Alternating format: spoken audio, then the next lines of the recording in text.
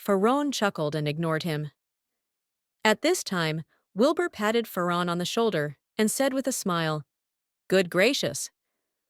You sure got promoted quickly enough. This is all thanks to you, is it not? Every time you come to me, I get a good share. It is actually difficult for me not to be promoted," Ferron said with a smile. Wilbur smiled sarcastically and said, "Do not even attempt to flatter me. Because of your old man, you cannot be promoted too slowly, even if you want to." Ferron laughed dryly and stopped talking. At this time, Hector was freaked out. The conversation between the two men vaguely confirmed his suspicions. If Ferron were really that person's son, he would probably be thrown into jail. At this moment, several men in uniform hurried in. The leader came to Ferron and said breathlessly, "I'm sorry, boss. We've already processed the paperwork as quickly as possible and came here. Please be formal during your working hours," Ferron coughed. Upon hearing this, the man quickly said, "Reporting in, sir.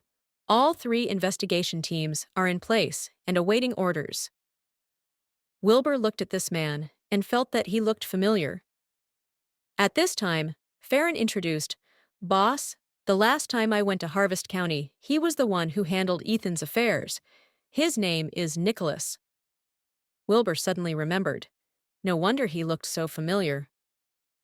Just then, Nicholas stepped forward to shake hands with Wilbur and said, Mr. Penn, I am Nicholas. I am in the 3rd office now, under the supervision of the chief, Mr. Campbell.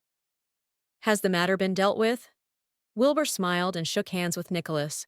Nicholas nodded and said, "No one got away with it. They were all sent in." "Thank you," Wilbur said.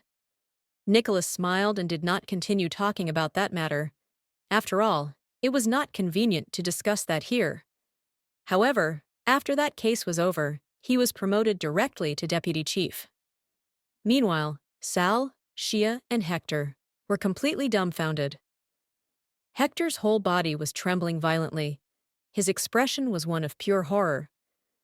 They could not believe that an investigation team was here in such a short time. Furthermore, they did not receive any news at all. Right then, Ferron looked at the 3 of them and said with a smile, "3 of you, please, cooperate with the investigation.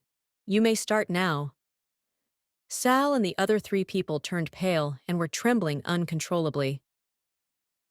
Nicholas's face was solemn as he instructed his men, "Start the questioning and make preliminary notes."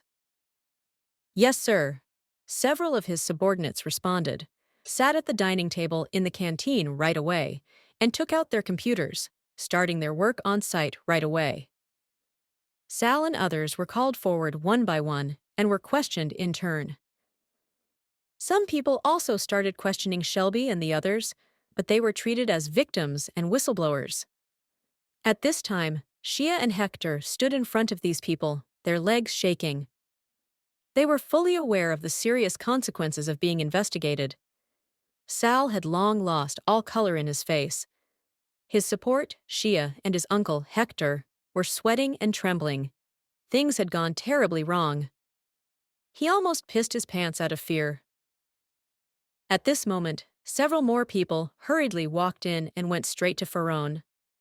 "Principal, Mr. Finn?" Shia greeted cautiously as soon as he saw them. The visitors were none other than the school principal, Michael Herman, and the school's disciplinary committee secretary, Simon Finn. When the 2 arrived, they ignored Shia completely. Instead, they wiped the sweat from their foreheads and said to Ferron, "Mr. Campbell, I am really sorry for arriving late.